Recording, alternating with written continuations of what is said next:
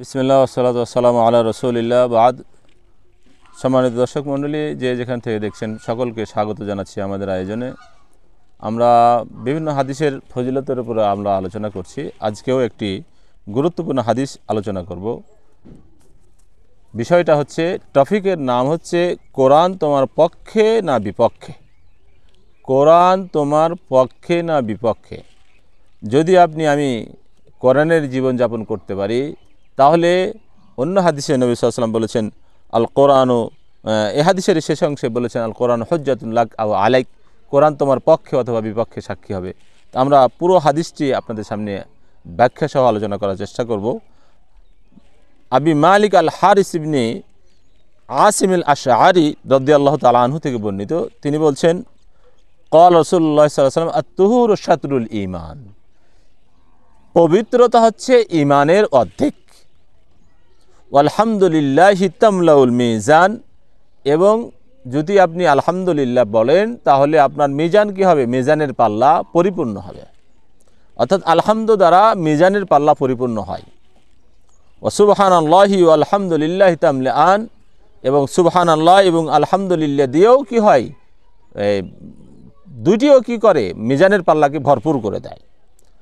আও তামলাউ মা বাইনাস সামাই ওয়াল আরদ, অথবা আসমান এবং জমিনের মধ্যে যে অংশটা রয়েছে এই অংশটাকে ভরপুর করে দেয়। তারপরে বলছেন ওয়াসসালাতু নূরুন, সালাত হলো কি? আলো।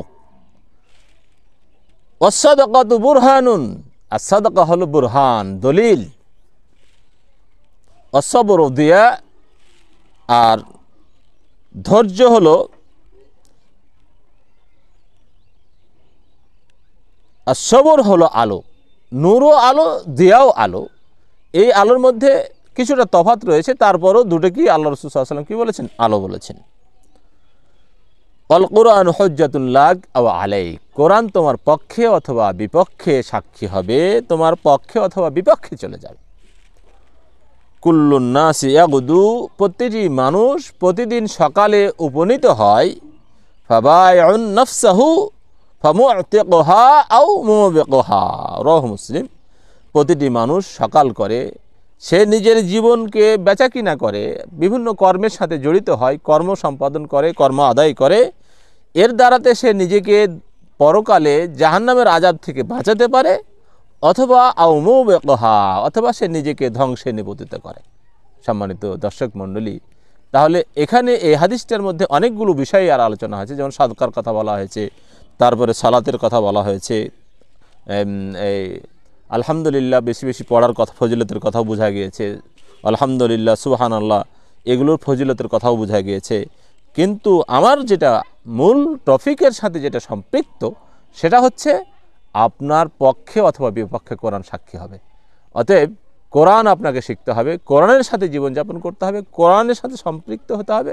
যদি আপনি কোরআনের শিক্ষায় শিক্ষিত না হন, কোরআনের শিক্ষা আপনি যদি অর্জন করতে না পারেন, কোরআনের পক্ষে যদি আপনি নাচতে না পারেন, তাহলে কোরআন আপনার বিপক্ষে কিয়ামতের দিন সাক্ষী হয়ে যাবে। এবং কিয়ামতের মাঠে দুটি জিনিস আপনার জন্য সুপারিশ করে, একটি হলো রমজান মাসের সিয়াম এবং আল কোরআন। দুইটারই সুপারিশ আল্লাহ রাব্বুল আলামিন কবুল করেন। আমরা যেন সুপারিশ পেয়ে ধন্য হতে পারি, আল কোরআনের সাথে যেন আমাদের জীবনযাপন হয়, আল কোরআনের সাথে যেন আমি সম্পৃক্ত হতে পারি, প্রতিদিন যেন আমি কোরআন তেলাওয়াত করতে পারি। আল্লাহ তুমি আমাদেরকে কবুল করে নাও, আমিন। আসসালামু আলাইকুম ওয়া রাহমাতুল্লাহি ওয়া বারাকাতুহু।